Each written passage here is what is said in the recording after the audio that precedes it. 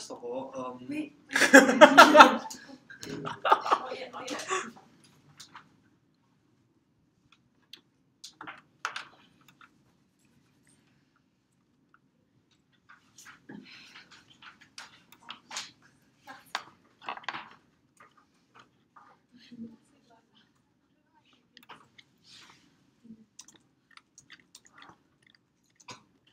Are you ready?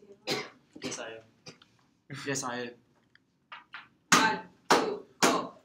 First of all, I would like to comment about the speech in general. Gordon, you have a very strong voice and you sound very confident throughout the speech. You have appropriate variation, and although it was less smooth at the end, but it was overall a good speech. First, I would like to cover the good points of the speech.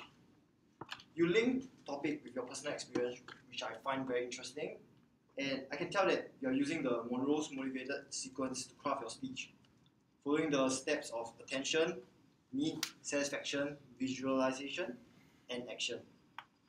You also provided tips on how to read a book, which facilitates non-book readers like me in choosing the correct book. Lastly, you have evidence to back up your absolute statements like reading is the ultimate relaxation. Now I will move on to the not so good parts. You could have drawn clearer boundaries between the action of reading and reading a book. I could be reading a book but still feel stressed because I have to write a synopsis on it and it's graded.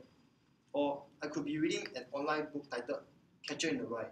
Will I still enjoy the benefits of reading a hard copy of it as well?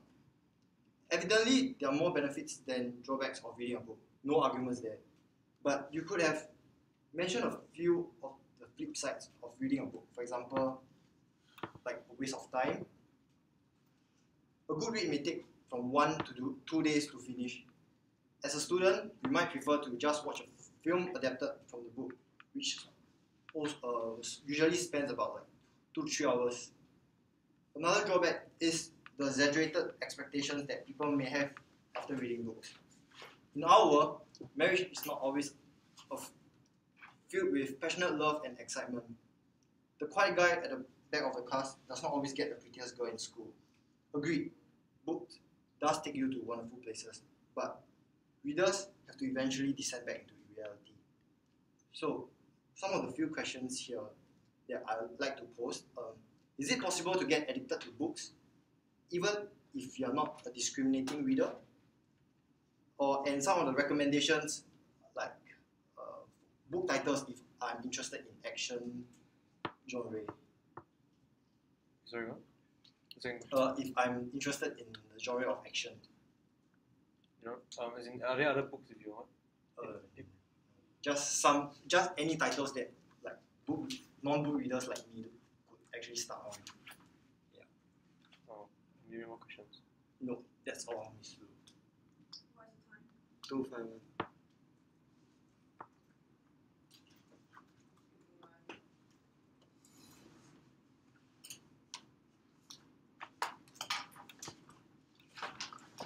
Okay.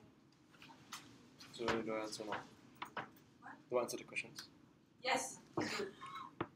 Okay, anyway, you brought up points like how is it a waste of time, like books are a waste of time. Well, I actually disagree because you could read like a page every day, as in like it doesn't take much of your time. You could like on the bus, what can you do on the bus? You could be like, just 5 minutes before you sleep, you read like 10 pages or something like that. So that time itself is actually something to be managed, and it's like, that shouldn't deter the way of you reading your books and everything. After all, you can always read it on the can, like, you know, when you're on the toilet, so it's great. Anyway, the difference between reading a hard copy and a soft copy is like the feeling of flipping through the pages. It's actually very therapeutic. Yeah, I think it is. Anyway, addiction. Everything you can be addicted to anything really. So that's just show about how you shouldn't.